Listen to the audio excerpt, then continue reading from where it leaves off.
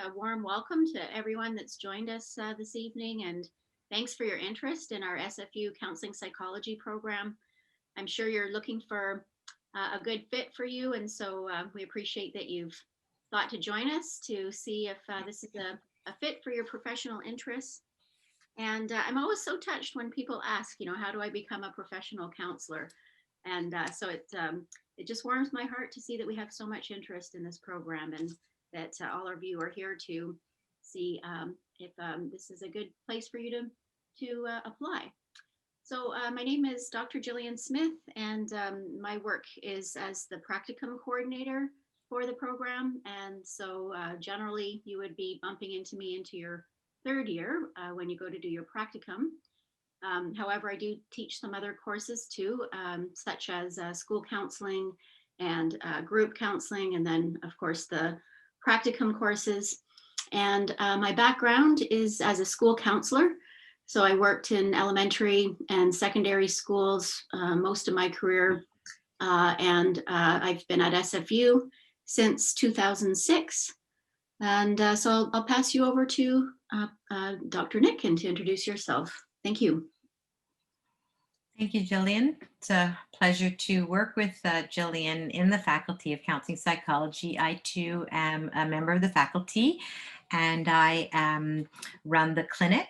We are very fortunate to have our own counseling clinic where we generally provide free services to Surrey residents. And those are services provided by the counselor trainees, students themselves, possibly some of you in the next couple of years, in our clinic, currently located in Surrey. However, of course, because of COVID, this year our clinic is closed at this time, but we are doing it online. So my background is as a clinical counselor in palliative care, psychosocial oncology, and also at SFU Health and Counseling Services. My research areas in the human-animal bond, and like Jillian, I occasionally teach other courses other than the clinic, including sometimes multicultural foundations of counseling, sometimes group as well. But mostly you'd be seeing me in your second year. So I too welcome all of you, and we're always excited at the growing, the growing number of people interested in this wonderful profession. As you can see from our slide, the plan for tonight is we're going to do an overview of the program and the faculty. We'll go over each, we're going to go over the basics around how the program works and who's in it. We're going to then talk a little bit about applying and how to apply. And we know that that is a highly intensive and can be a stressful process for many of you. And the requirements for admission. And, we've got a very good online description of everything, but we will talk about that as well as guide you to the website. When we'll talk about what our graduates do out there counseling, some amazing things, and then we'll have about 20 to 30 minutes for questions and answers. So our plan for that is because there is a large group, we thought that when you have a question, rather than asking during the presentation, we would ask you, we have included a slide number at the bottom right-hand corner of each slide. So if you want to take out and just have a pen and the notepad, which many of you probably already have, and if you want to note the slide number that you are asking about, if indeed there is a slide number related to your question, mark down your question, and at the end of the presentation,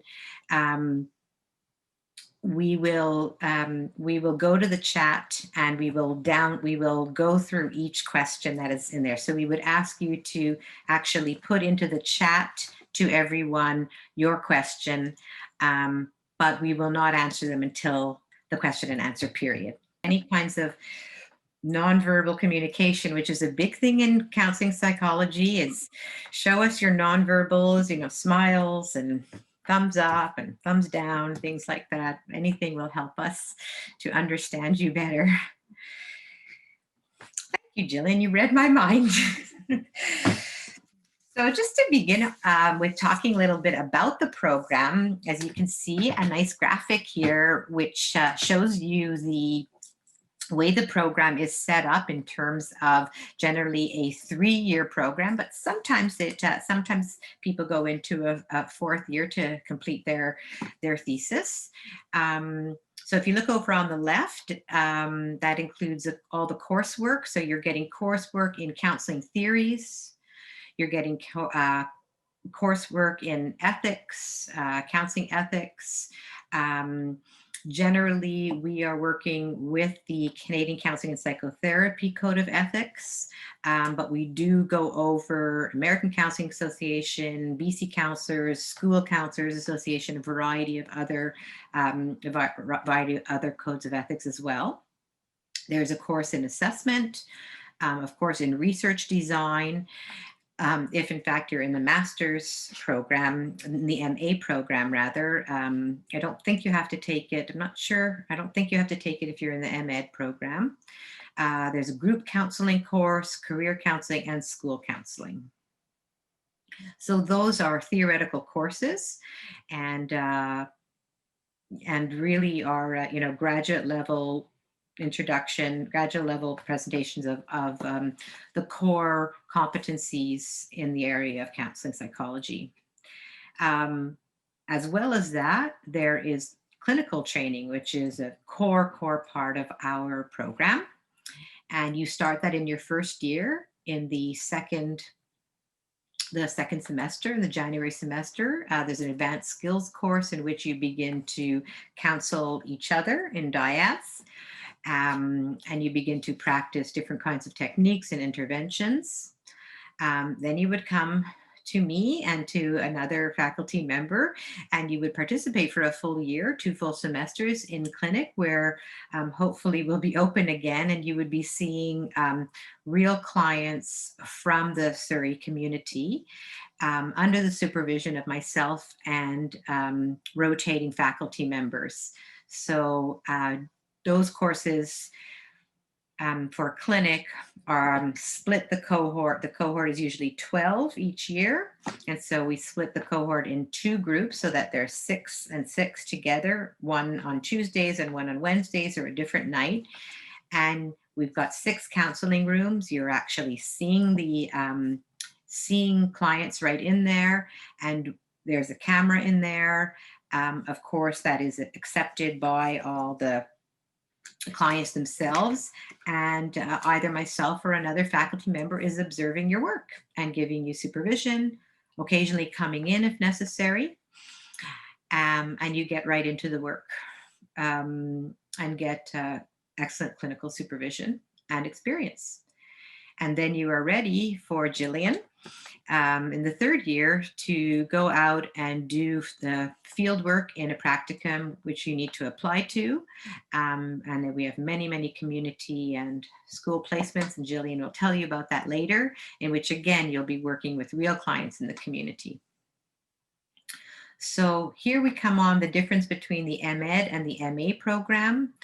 As you can see, in terms of the evaluation part, for if you are in the MEd program, you would do a comprehensive exam, which is an oral exam attended by generally about 3 faculty members on your work with one of those clients, usually in your practicum. If you are doing the Master of Arts program, you would do a thesis, a piece of original research, under which you would be supervised by either one of the faculty or another member of we have a number of faculty members throughout the Faculty of Education who do supervise our students. So next slide, Jillian, please. And this kind of gives you the timeline and sequencing. Throughout the 1st and 2nd year, you are doing coursework. So a combination of the coursework that was just mentioned on assessment, ethics, research, school, psychology, group, number of those. So those are held throughout all the semesters of the first 2 years. In the second year, you do the clinic plus some courses. So, and the clinic is a kind of one long day of your week each week. So you do a little bit less coursework in the second year. And then your third year, generally you are primarily involved in your practicum, which is a 3-day placement, generally approximately a 3-day placement in a community agency or school. Sometimes people do, I think sometimes people do take a course in their practicum year, but not too often. Jillian will probably speak more about that.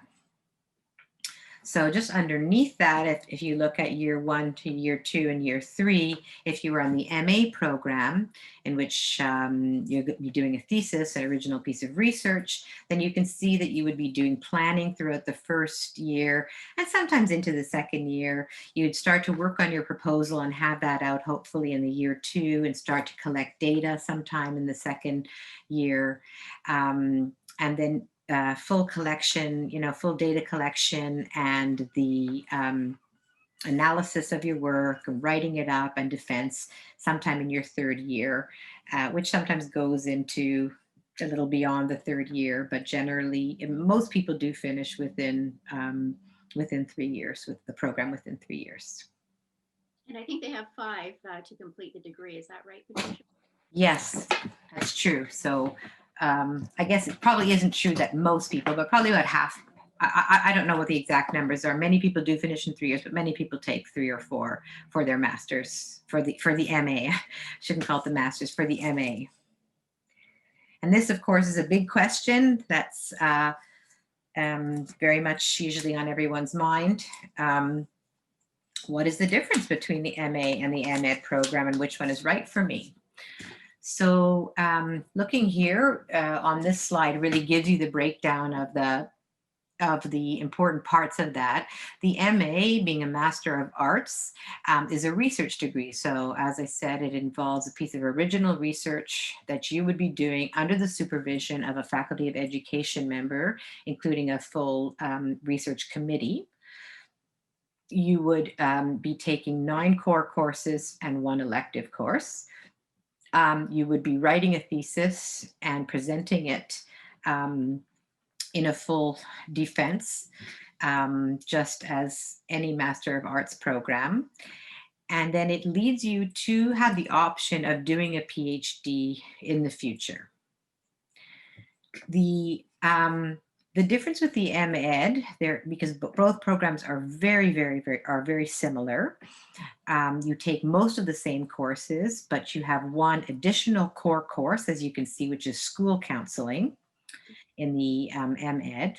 And it's called a professional degree, which means it prepares you to go out there and work in the field of counseling, as does the MA. Both the MA and the MEd are both professional degrees in the sense that you come out with a master's degree and you are prepared to get certification with the BCACC or CCPA and to work as a clinical counselor. However, the MEd, the focus is more on the professional degree so that you are ready to go work out there as a clinical counselor. So rather than a thesis, you do a comprehensive exam, as I said, which is an oral exam in front of the faculty members. And generally, it would be hard then to go on and do a PhD in counseling psychology with an MEd. So not to say you can't do, there are different kinds of doctoral programs. It's not to say that you can never do a doctorate. It's just that in order to move on into a PhD in counseling psychology, most all the programs in North America certainly would be requiring a thesis for you to be able to apply to their PhD programs. So that's the big, that is the big difference. So for many, so there's really no better one or right one. It's what's right for you and your needs. If you feel that you may want to go on and do a PhD in counseling psychology, then you want to do the MA. but it does involve, a big chunk of work with the thesis and the research. The MEd is just as much work. It's, it's no less work. But and as I said, there are doctoral programs like PsyDs, and there's all kinds of doctoral programs that you can still do, but not a PhD in counseling psychology. But both prepare you to work in the field. So I will pass that over to Jillian to continue. Thank you, Patricia. Yeah, so another question that comes up quite often is, students wanting to know how much can I work while I'm doing this degree and how am I going to support myself financially. And so typically we would say for the first and the second year, you would be doing 2 courses per term. And our courses are sort of scheduled around what we would hope is, work times for many people. So if you're working during the day, this also works well if you're teaching during the day. So our classes are generally scheduled in the evenings from 4:30. And the courses they range between, 3-4 hours and sometimes even 5. So 4:30 to 7:20 or 8:20 or 9:20. And sometimes we do have courses on a Saturday. So they may be condensed or an intersession sometimes in the summer session. And so this kind of scheduling, I think, does permit people to do some work while you are also doing your degree. And our classes are typically once per week, unless, of course, it's a condensed Saturday course, in which case it might be over 6 Saturdays, something like that. And another thing to keep into consideration with respect to, your other life commitments is how much time is required outside of class time. And so we would typically say that a graduate course requires 2 to 3 hours of work outside of class per hour or per class hour. So keeping that in mind, you'll need to set aside some time to keep up with your readings and do your assignments and, do your videotaping in many cases and practice. And all of that takes place outside of your class time. So keeping that in mind that it is a rigorous program. And so being aware that you would need to have some extra time available to commit to. So that's the first and second year. And then in your practicum year, we're looking at 3 to 4 days a week that you would be at your practicum site. And so that means that typically we would suggest that you don't work any more than half time because what I hear from students all the time is how incredibly, it's a rich experience and it's, the highlight of the degree really to be in your practicum and also your clinic to be working with real folks. However, it's draining and it's a huge learning curve. You're learning an awful lot during this time. And so we really want you to take time to, of course, do what you need to work and your other life commitments, but also that you're really looking after yourself as well and not overexhausting yourself and that you are, there and available to learn during the times that you are at your site. And also during the practicum year, we have a class, a practicum class that we visit with one another every second, usually every second Monday. And during that time, we do case conceptualizing and bring forward some of the things that some of the people that we're working with, and we talk about cases and do supervision, and we support you at your site. So that's what we do in the practicum year. So Patricia was mentioning earlier about the fact that we have many relationships already established in the communities with many facilities, many schools, many placements for when you go to do your practicum. And so some of those placements are in the community. So maybe some of you are familiar with Share Family Services. We also have Health Initiative for Men, Milieu, and MCFD. The Children's Foundation, those are some of the community agencies that we're partnered with. And we've got longstanding relationships with the supervisors there. And, we know that those are good placements for you and they're, very supportive of working with students and accustomed to doing that. So we really like to be able to put you in places that we know are going to be good placements. And we also have schools available as well. So in order to work in the K-12 public school system, though, you do need to have a teaching certificate, a BC teaching certificate. So that would be for elementary and secondary schools. And we also have a number of post-secondary institutions as well. So some of those are Douglas College, Vancouver Community College. We have regularly put students in there, regularly at SFU, Health and Counseling Services, regularly at UBC. We also have KPU as well, and Langara have also been placements. And we have placements, we typically try to find you places that are a good fit for you and what your interests are. So if you want to work with children, we can find placements with children or schools. We can probably find you a place in a school or the post-secondary. And we have placements all the way from out to Chilliwack to the North Shore. So all over the Lower Mainland as well.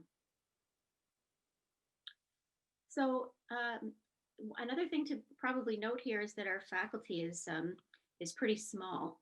We have a pretty small faculty. So basically, we've got Dr. Sherilyn Jordan, Associate Professor, Dr. Massa Minimi, Assistant Professor, Dr. Alanese Goodwill, Assistant Professor, Dr. Patricia Nipkin, who we've just met, the Clinical Professor for the clinic, myself, and Dr. Krista am I pronouncing it right?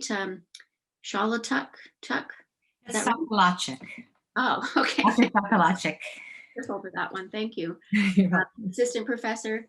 And then Richard Tatamir is a practitioner faculty, and we have a SAFE program that we are also aligned with our SFU counseling program. And Richard supports a lot of our students, sometimes during the clinic or to get some hours, and also during practicum as well. And I know some of you are likely interested in doing a Master of Arts degree. So we just sort of went over the procedure for writing a MA thesis. But another thing that you will want to do if you want to apply for the Master of Arts degree is to look into some of the potential thesis supervisors that are available to you at SFU in the education department. And so the list is here. And on this link here is a link to all of their faculty profiles and their research. And so what I would strongly suggest is before you put your application in, is to take a look around the faculty profiles, study them, see which ones jump out at you, because if you're going to sustain yourself through a master's thesis, you want to make sure that it is a topic that's really genuinely of interest to you and that you're passionate about. I would also suggest that you look into the methodology that the professor is using. So is it qualitative? Is it quantitative? What's comfortable for you? Does it seem like a good fit? Do you like their research? I would read some of their articles or books, become familiar with what they're doing. And in some cases, you may even reach out to them and see if, sometimes they might be available to meet with you or talk with you. And then you can, show your interest and see if you could be a good fit for working together. And then you could also make mention in perhaps your letter of intent that, what you're interested in, the methodology that you want to use when you do your thesis. So I think we've talked a little bit about kind of where we are at the moment with the COVID pandemic and what this means for anyone starting our program, going forward. And I suppose the truth of the matter is we really don't know because this pandemic is unfolding. However, we do know that at least for next term, we are online, and we're likely online till the end of this year anyway. And the university seems to determine, usually about partway through what's up for the next semester. So we're kind of waiting to see how things will unfold. However, I think it's fair to say that we're still managing to educate our students, and we're still managing along even doing our courses online. But we do have some face-to-face. So even during COVID, we did apply to the university to have some face-to-face during the practicum placement. So many of our students are doing face-to-face. However, it's through, we're approved through the BC Health and Safety Guidelines. So we're taking all of those precautions that we need to do the work safely in placements. Having said that, some of our placements are just doing online counseling. And so many of our students are supervised doing online counseling and aren't doing face-to-face at the moment.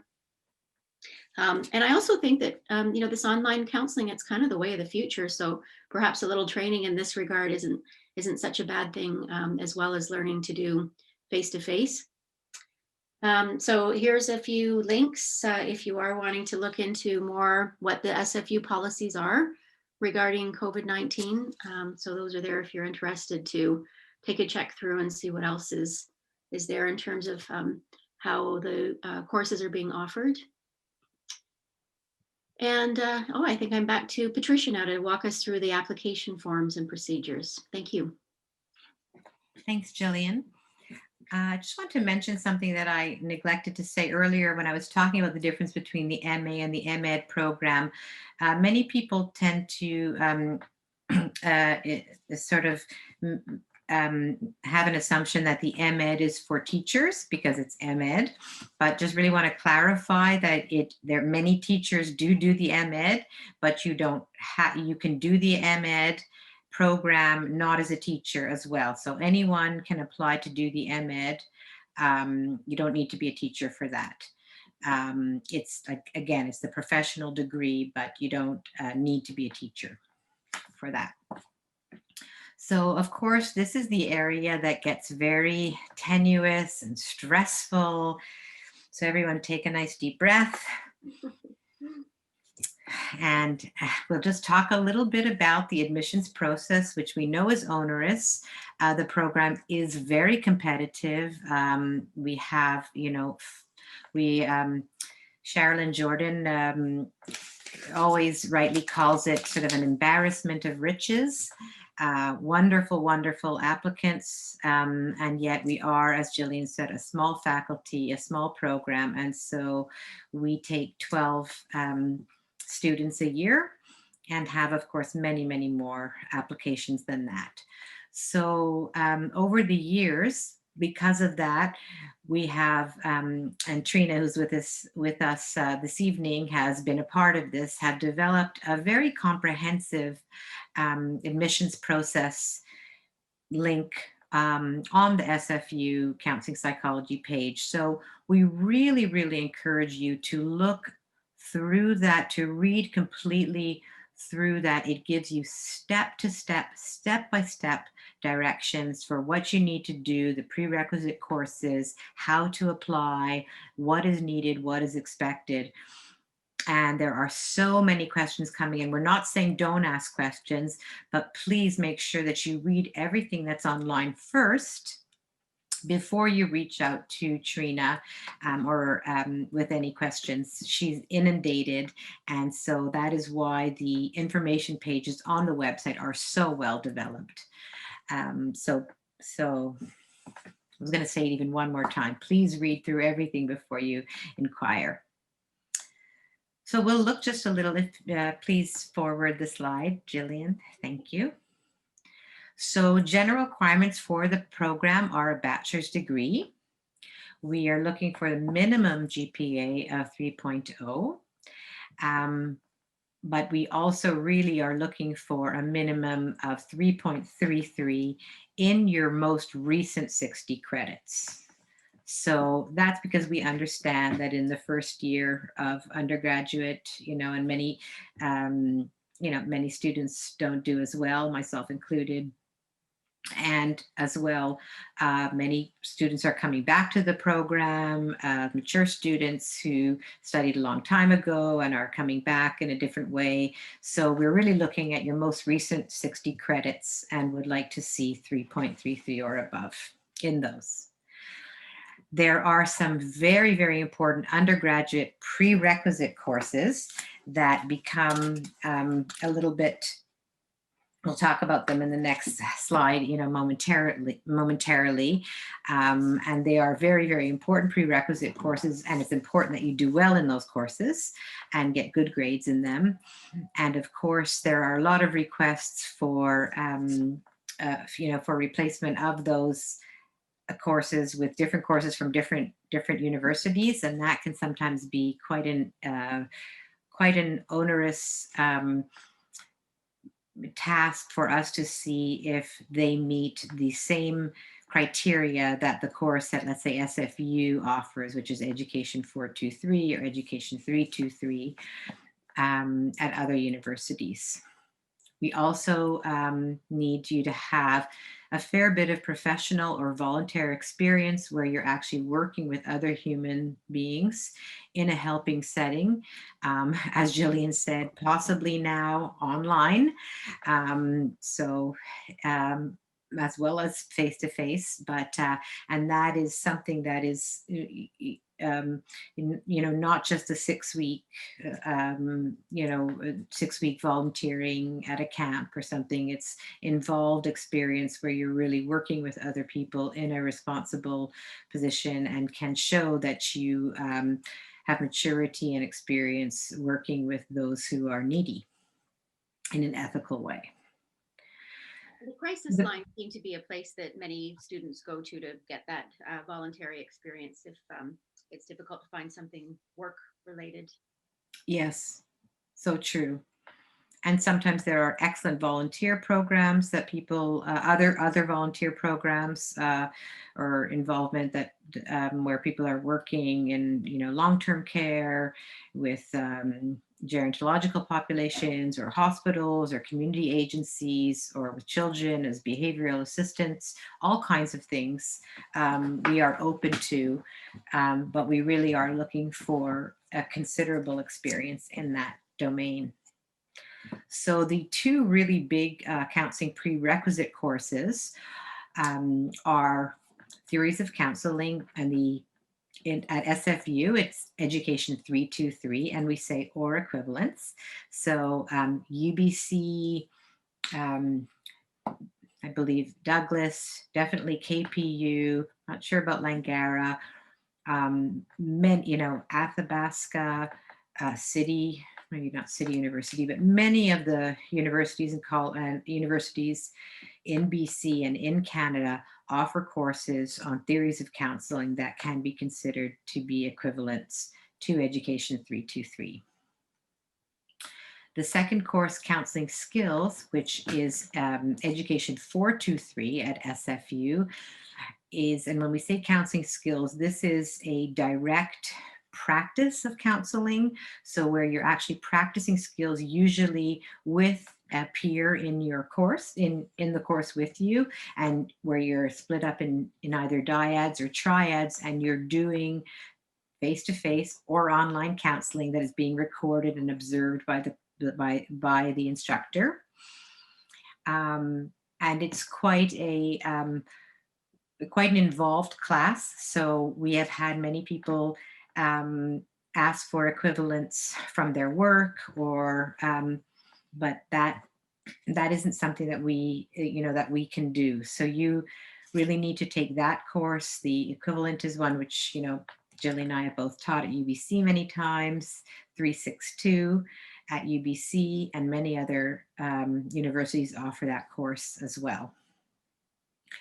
So as well as the counseling courses, you need to come in with having already completed a course in developmental psychology, another psychology course, either cognitive, educational psychology, or learning theory, or motivation, or personality, and then a course in research methods. And then we look for another undergraduate course that's really closely related to counseling psychology. So, there's a fair bit of leeway on that, but not generally Russian literature or economics or such. Although those are very interesting, we're looking for something that really pertains to the field. So just wanted to mention that these courses do need to be completed before you begin the program.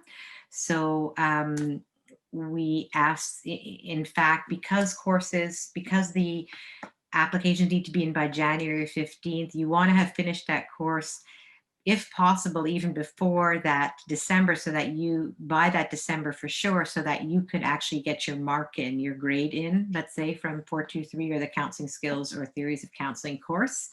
So these are, you wouldn't be taking these courses while you're applying. And as the link is next, is one of the options that many people do is the Counseling and Human Development minor, which is, there's a link to it on the previous slide, and you can look at that. Is something that many people who are going back to school or who are currently in there at SFU in another program can do a minor in Counseling and Human Development, and that program gives you all the prerequisites needed to apply to the Counseling Psychology program. I believe, Okay, Jillian, this is on to you. thank you. Yeah, so the admissions process, what does it look like? I think it was mentioned in an earlier slide that the deadline to apply is January the 15th. And also, as Patricia was saying, it's important that you finish your coursework, you know, in time so that we could get all of your final grades in before you apply. And sometimes people ask, well, you know, can I take a course later?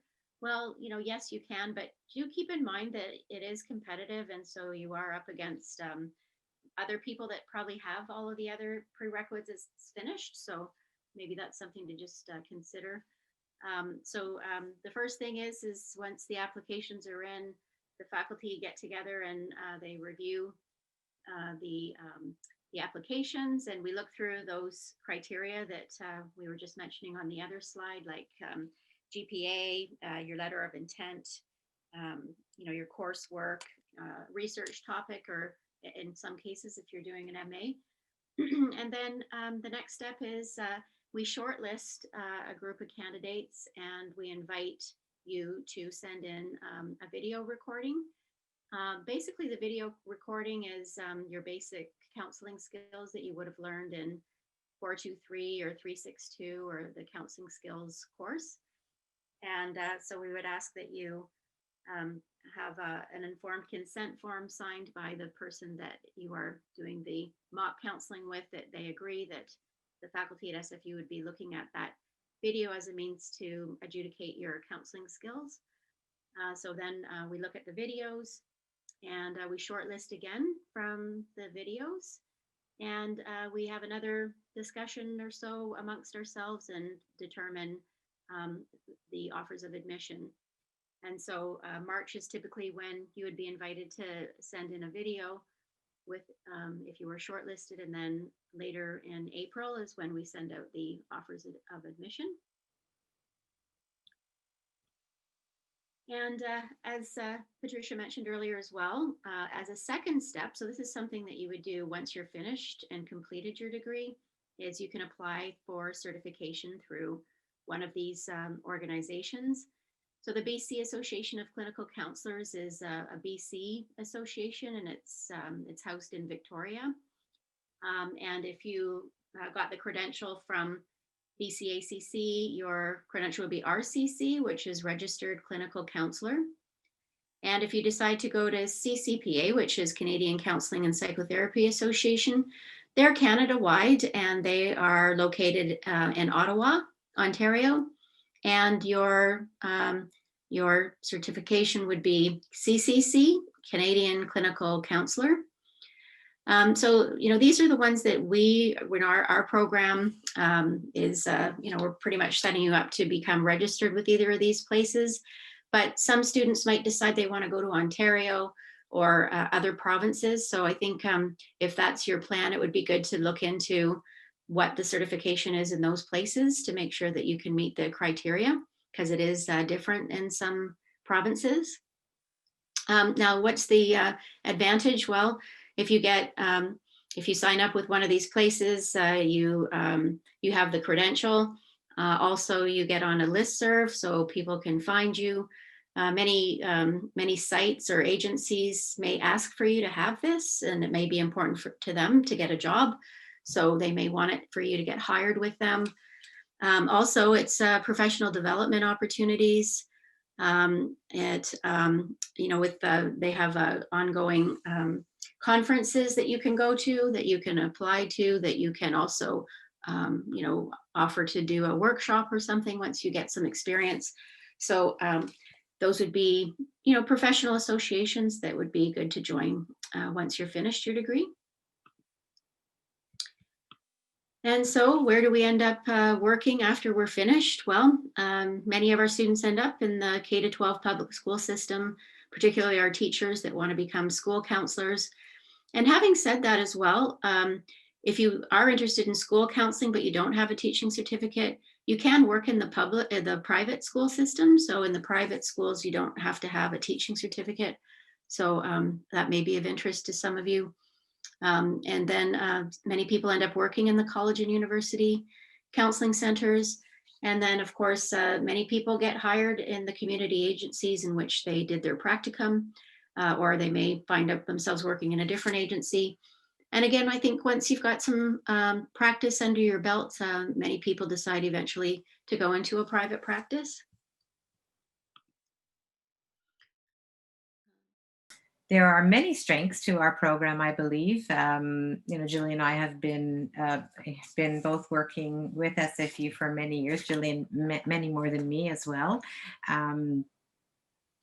I did my graduate degrees at UBC, but have been teaching and part of SFU for many years. And this program is truly excellent. The classes are small.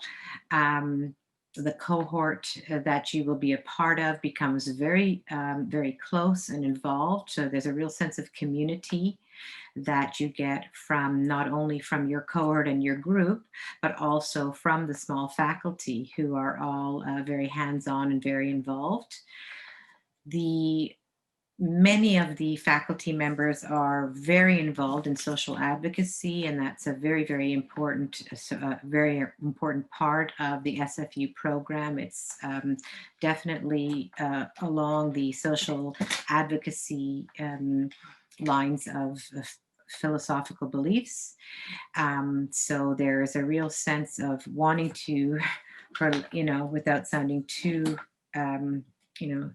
too idealistic, really making the world a better place through the program and fighting injustice and being part of bettering the community through clinical practice and through counseling. We do have our dedicated training unit, which of course we're all very proud of, which is the SFU Surrey Counseling Center. It's currently located at L.A. Matheson School in a separate section, but we are building on the Surrey campus a full clinic to be hopefully opened in the next year or so, and hopefully that will be open to see human beings face to face. But again, as Jillian said, all of that will remain to be seen. But that dedicated training unit is really, really special. We, as counselor trainees, you get to offer free services to a lot of individuals who otherwise couldn't afford counseling. As we know, it's this dire need for mental health services throughout Canada, throughout BC.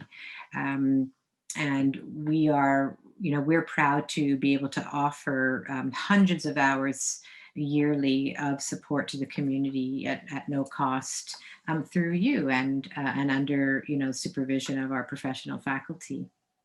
So the faculty is really involved. You'll know all of us. You'll be in close touch with us throughout the courses, throughout the supervision. You get clinical supervision from a nice array of individuals with differing approaches and differing theoretical models and theoretical belief systems, all of whom have a considerable experience working in their unique fields. And so it's very, very rich in that way. And there's a great deal of support personally, academically, clinically on all levels. We understand that the training of a clinical counselor is a very personal a very personal experience. And so we are involved with you and supporting you throughout the process. Here are a couple of quotes. I'll just read them out. Firstly, I'm amazed at what I learned while being in the SFU program. I found the faculty to be extremely supportive and genuinely interested in my professional development. I think the reason is due to its small size and extensive selection process. A second quote from a former student is, I chose SFU because it feels like home to me. I like the idea of completing my academic journey in the same place I began it. In addition, I was drawn to SFU again because the quality and rigor of its counseling psychology program. For these reasons, I chose to return to my SFU roots, and I am very happy with this choice. So we are all very proud of the program that we run and very devoted to you and to our students and to the program itself and to the field of counseling psychology.